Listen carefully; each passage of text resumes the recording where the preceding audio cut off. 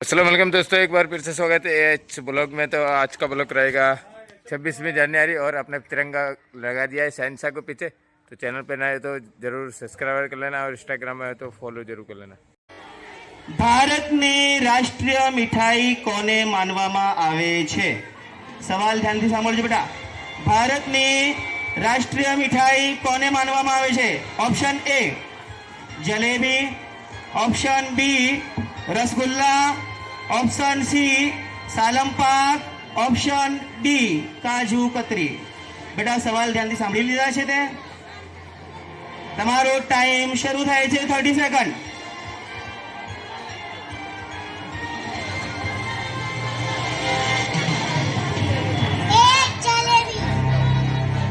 આપણી દીકરીએ પહેલા સવાલમાં લાગે છે સાચો જવાબ આપી દીધો છે. સવાલ હતો ભારતની રાષ્ટ્રીય મીઠાઈ કોને માનવામાં આવે છે? દીકરીએ જવાબ આપ્યો એ જલેબી. वेरी गुड बेटा. कंप्यूटर जी तैयार है और कंप्यूटर की स्क्रीन पे दूसरा सवाल रेडी है. बीजा सवाल માટે તૈયાર છો સોનિયાજી? સવાલ નંબર 2 કમ્પ્યુટરની સ્ક્રીન ઉપર રેડી છે. સવાલ નંબર 2 છે, વિશ્વ કેન્સર દિવસ ક્યારે ઉજવવામાં આવે છે? ફરીથી સવાલ રિપીટ કરી દઉં. વિશ્વ કેન્સર દિવસ ક્યારે ઉજવવામાં આવે છે?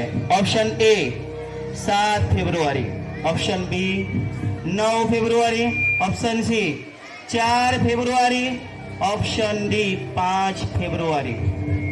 સવાલના 30 સેકન્ડ ચાલુ છે બેટા, વિચારો.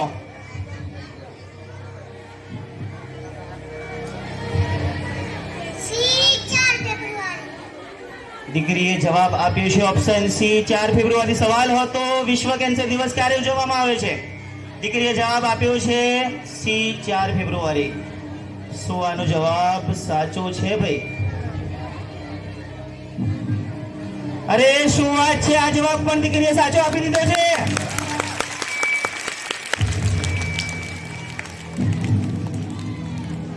सोनिया जी थर्ड सवाल के लिए आप रेडी हैं? कंप्यूटर की स्क्रीन पे तीसरा सवाल मुझको शो हो रहा है. मैथमेटिक्स है भाई, गणित. 1 થી 100 સુધીના અંકોમાં 1 કેટલી વખત આવે છે? 1 થી 100 સુધીના અંકોમાં 1 કેટલી વખત આવે છે? ઓપ્શન એ 10 વખત, ઓપ્શન બી 11 વખત, ઓપ્શન સી 19 વખત, ઓપ્શન ડી 21 વખત. તમારી ટાઈમર શરૂ થાય છે બેટા.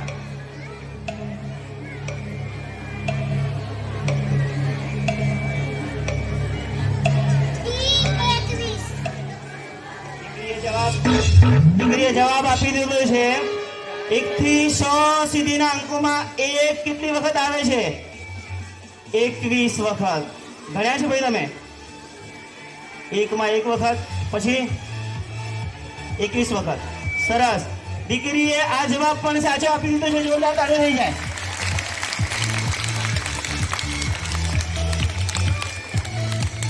कंप्यूटर जी तैयार है और कंप्यूटर की स्क्रीन पे अपना चौथा सवाल रेडी है. चौथा सवाल है, વિશ્વમાં સૌથી કોમન રાખવામાં આવતું નામ કયું છે?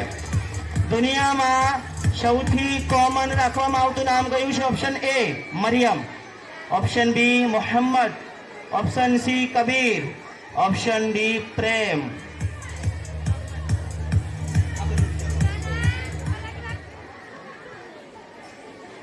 टाइमर चालू कर लिया जाए.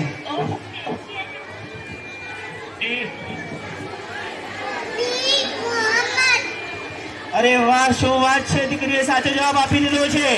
વિશ્વમાં સૌથી કોમન રાખવામાં આવતું નામ કયું છે? બી મોહમ્મદ. અત્યારે રશિયા, ઇંગ્લેન્ડ, અમેરિકા બધી બાજુ જે કોમન રાખવામાં આવતું નામ છે તે છે મોહમ્મદ.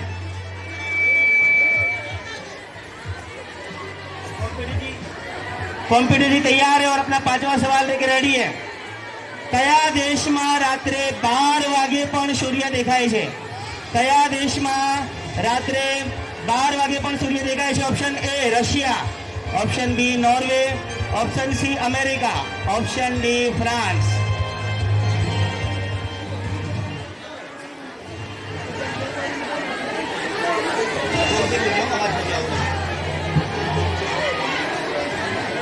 टाइमर लगा दिया जाए. સવાલ હતો કયા દેશમાં રાત્રે 12 વાગે પણ સૂર્ય દેખાય છે? દીકરીએ આ વખત શું લાગે છે ભાઈ? જવાબ સાચો આપ્યો છે. દીકરીએ જવાબ બિલકુલ સાચો આપ્યો છે, નોર્વે. આગળનો સવાલ રહીને કોમ્પિટિશન રેડી છે. 6 નંબરનો સવાલ છે. ઇસ્લામના પ્રથમ ખલીફા કોણ છે? ઇસ્લામના પ્રથમ ખલીફા કોણ છે? Option A Hazrat Abubakar Siddiq, option B Hazrat Umar, option C Usman Gani, option D Hazrat Ali.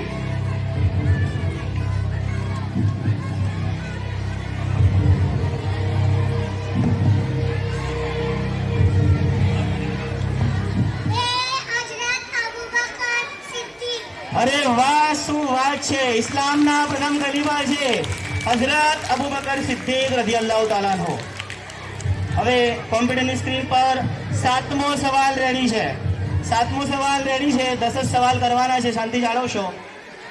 ભારતના કયા રાજ્યની રાજ્ય ભાષા અંગ્રેજી છે? ભારતના કયા રાજ્યની રાજ્ય ભાષા અંગ્રેજી છે? Option A Nagaland, option B Uttar Pradesh, option C Bihar, option D Tamil Nadu. Timer लगा दिया जाए.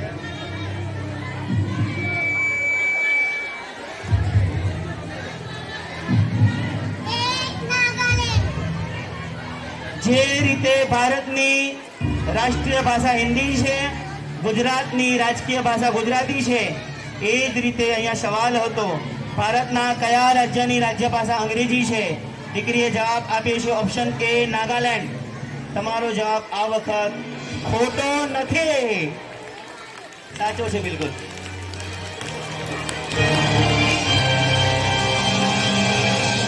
હવે ક્વેશ્ચન નંબર 8 રેડી છે.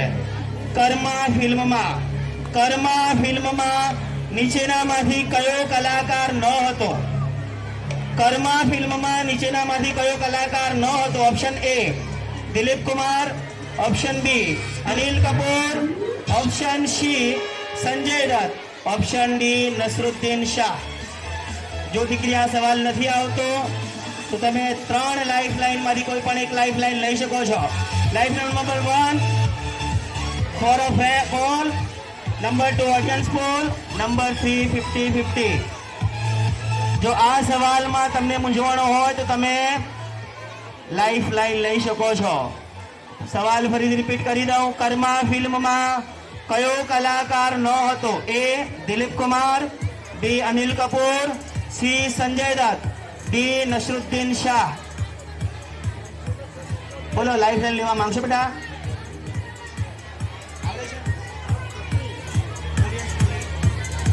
ચલો ભાઈ, આ સવાલની અંદર દીકરીને કન્ફ્યુઝન છે, નથી આવડતું એમ સમજી લઈએ.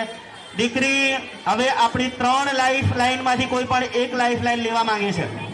બોલો, કઈ લાઈફ લાઈન લેવા માંગો છો? ભાઈ દીકરીએ ચૂઝ કરી છે ઓડિયન્સ પોલ. ઓડિયન્સ માંથી કોઈ જવાબ આપવા માંગે છે? ઓડિયન્સ માંથી કોઈ જવાબ આપવા માંગે છે? શાહરુખભાઈ આવી જાઓ. ઓડિયન્સ માંથી આપણા શાહરુખભાઈ જવાબ આપવા માંગે છે. સવાલ હતો કર્મા ફિલ્મમાં કયો કલાકાર ન હતો? Option A Dilip Kumar, option B Anil Kapoor, option C Sanjay Dutt, option D Naseeruddin Shah. Audience poll સોનિયાને બચાવી શકે છે 500 પતિ બનાવવા માટે. ભાઈ વિશ્વાસ છે આના સવાલ પર, જવાબ પર વિશ્વાસ છે? ડી સંજય દત્ત. ભાઈ સવાલ હતો કર્મા ફિલ્મમાં કયો કલાકાર નો હતો? દિલીપ કુમાર, સંજય દત્ત, અનિલ કપૂર, નસરુદ્દીન શાહ. શાહરુખે જવાબ આપ્યો છે. બિચારી દીકરીની લાઈફ લાઈન બગાડીવાથી બચાવી નાખી છે. જવાબ બિલકુલ સાચો આપી દીધો છે. વેરી ગુડ બેટા, થેન્ક યુ શાહરુખભાઈ. હવે ઓપ્શન છેલ્લા 2 સવાલ બાકી છે. સવાલ નંબર 9 કોમ્પ્યુટરની સ્ક્રીન પર રેડી છે. સોનિક મુલ્તાની સોનિક મુલતાની કઈ ટીમનો જાણીતો ખેલાડી છે? સોનિક મુલતાની કઈ ટીમનો જાણીતો ખેલાડી છે? A cricket, B hockey, C snooker, D chess. ફરીથી, સોનિક મુલતાની કઈ ટીમનો જાણીતો ખેલાડી છે? A cricket, B hockey, C snooker, D chess. Computer ji लगा दिया जाए टाइमर.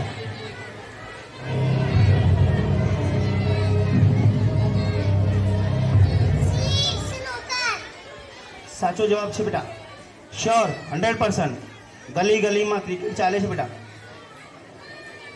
શ્યોર છે તો ભાઈ આ છોકરી ક્રિકેટ પણ ચૂઝ કરી શકતી હતી પણ તેને ચૂઝ કર્યું છે સ્નૂકર અને આનો જવાબ આ વખત બિલકુલ સાચો પડી ગયો છે. હવે આ ઇવેન્ટનો છેલ્લો અને આખરી સવાલ છે. ભારતમાં સૌપ્રથમ કોરોનાનો દર્દી કયા રાજ્યમાંથી મળી આવ્યો હતો? ભારતમાં સૌપ્રથમ કોરોનાનો દર્દી કયા રાજ્યમાંથી મળી આવ્યો હતો? A Kerala, B Gujarat, C Rajasthan, D Chhattisgarh. Lifeline હજુ તમારી જોડે 2 બાકી છે. ફોન ફ્રેન્ડ બાકી છે અને 50-50 બાકી છે.